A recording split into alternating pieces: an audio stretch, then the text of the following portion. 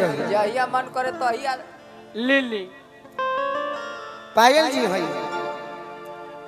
पायल जी कि हम जब आवाज सुनी ले कुंवर चाचा के संग इतना मीठ बोली ली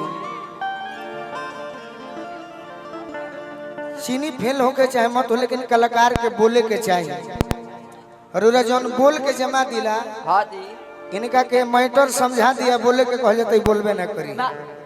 कभी ना साफ ही गो आई हर्षित तारना सही बात हर्षित आइल बड़े बड़ी सुंदर गावे ले पारंपरिक हाँ जी तहरों के समय रहते मौका दिहल जाई हाँ जी भाई के स्वागत बा वाह रात भर आज मौके लुगा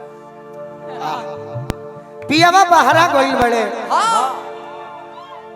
मेहरारू घरे भी है विशाल जी पिया सब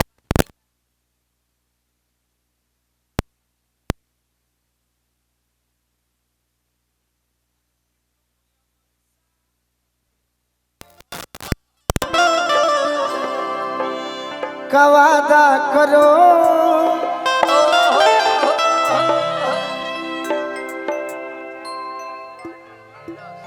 वार्ड नंबर 10 अमित यादव जी जिला पंचायत सदस्य बानी हमरा के आशीर्वाद दिले बानी का पप्पू भैया तनी स्टेज पर 2-4 बाल्टी पानी भेजवा दीजिए माल को रुपया असल भाई सब भैया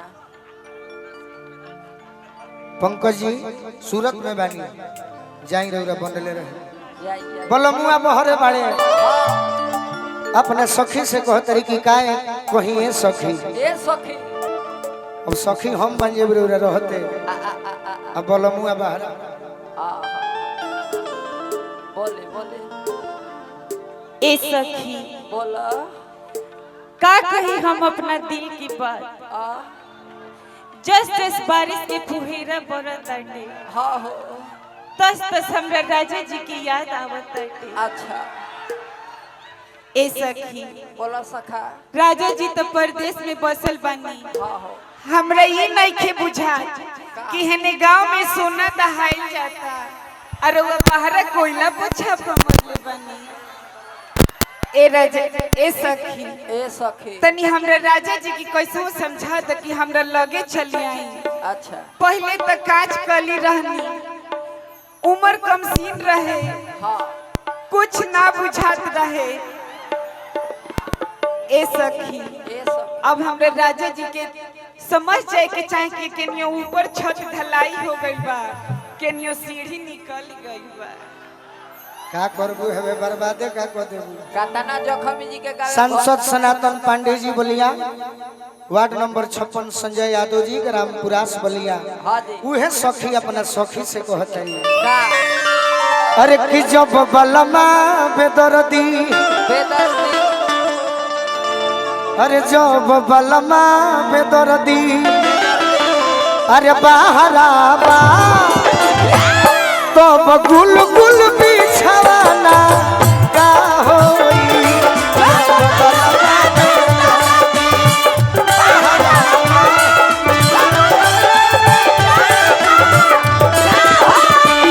जब बलमा बेदर्दी बहरा बा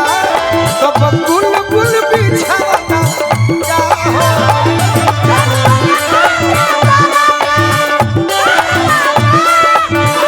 दीदी जब बलमा बेदर्दी बहरा बा तब गुल गुल बिछवाना का होई गुल बिछवाना का होई रौरा के जी आशीर्वाद दिले हमारे परम प्रिय भाई हवन मित्र भी हवन हाँ जी बड़ी माने ले विशाल जी यही आशीर्वाद हमारा चंदन ओझा भैया की ओर से आइल बा हाँ हाँ अब नाव ना धरो भाई के रुआ सब बन रही मानत रही बोलू के सही बात जब बलमा बेदर्दी बहरा बा तब गुल गुल बिछवाना का होई ये हमारा पिंटू सिंह जी का होई आई हमार दुलरुआ राहुल सिंह जी की ओर से छीट दे दे ए सखी का कही का जब बहरे उड़त उड़त अरे जब बहरे उड़त गुल छहरावा तब फूलल फूलवाना का होई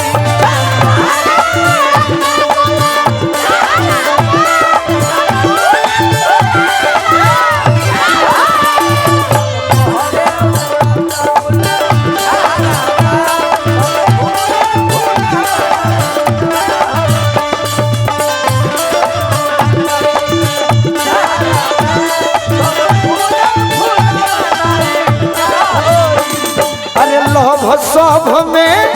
लइका लोभ के नाम झूठो बद नाम बाटे एगो से जे कर मना भरे एगो से जे कर मना भरे लइकियो करे नाम बाटे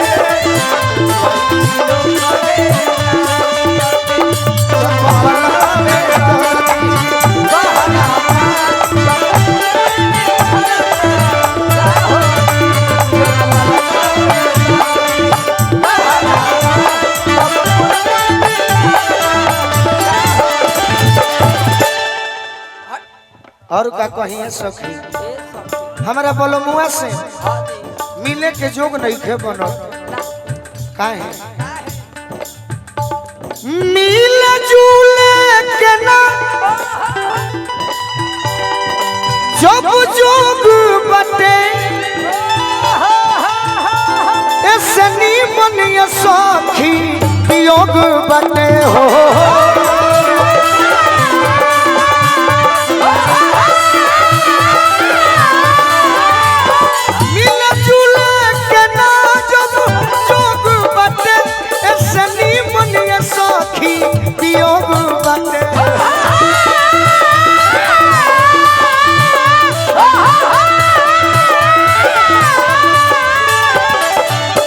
ये हमारा ज्ञान पांडे जी विशाल जी लिखा इहो के हमारे के खूब मानीला मनला के मतलब देख दे कि केने केने डालो तनी डाल दी जब मम्मी बने के दिन जय हो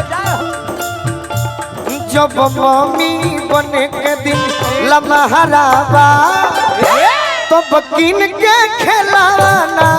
का होई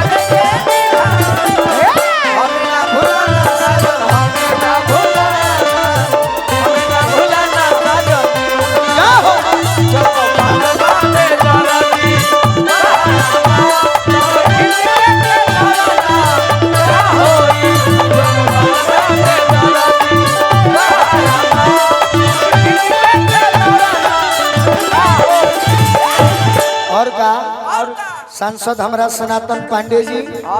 जिला बलिया ward number 56 Sanjay Yadav ji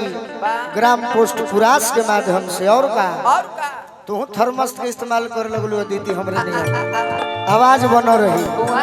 thermos मत छोड़ी हो ठंडा पानी ये सखी का हो का हो गई मिलल हमारा तुम्हारा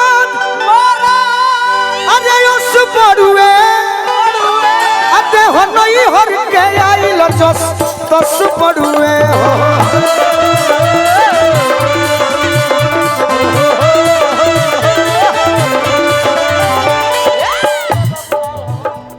हमारा गार्जियन बनी राजा बाबू राय जी हमारे भैया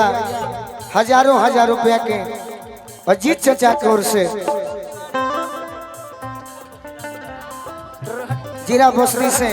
डुलडुल तिवारी जी हमारे के आशीर्वाद दिले बनी बार बार प्रणाम दिले बानी ना देत बानी मिलल हमारा तो मरद हस पड़ुए देहो नहीं हर के आइल जस तस पड़ुए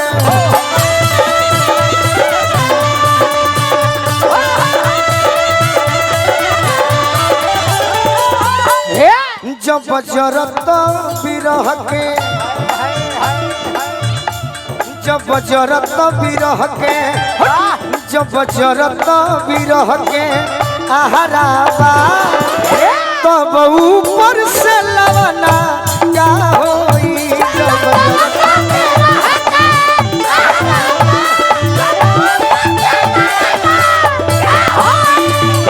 जरत बिरह के आहराबा तब ऊपर से लवना क्या होई हमरा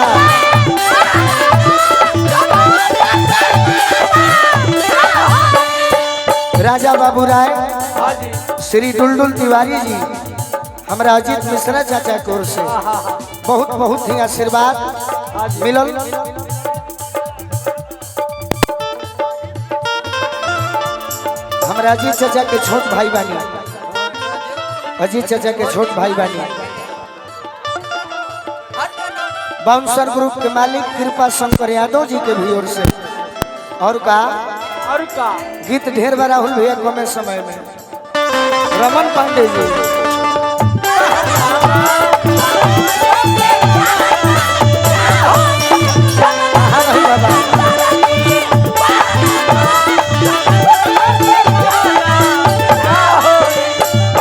ये हमारा हरे राम चाचा के मित्र और संगीत प्रेमी गणेश बाबा हमारे के बहुत मानीला अब बाबा खिसेबो करे लगे भाई दोसर के हु कहेगा वो ना किसी आए के नहीं के सभे कलाकार और सभे राउर प्रिय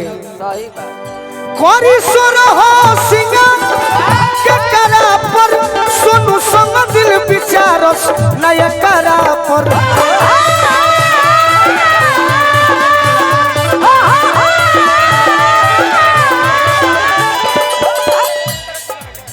रमन पांडे जी हमारे भाई हैं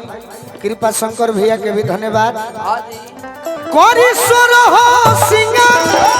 के करा पर सोनू संग दिल विचारस नया करा पर जब गोलू बुझाते ना जब गोलू बुझाते ना तहराबा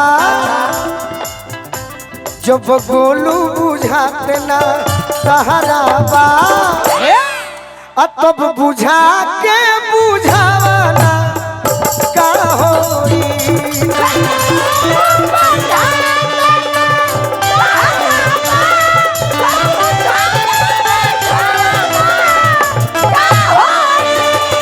जब गोलू बुझाते ना तहराबा तब बुझा के बुझावाना का होई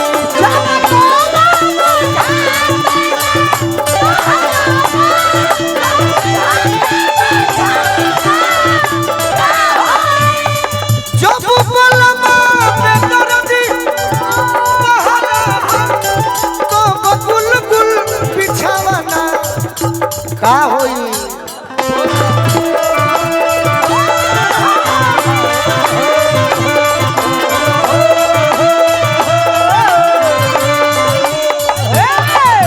जब बलमा जब बहरे उड़त फूल छहरावा जब बहरे उड़त फूल छहरावा तब फूलल फूलावा का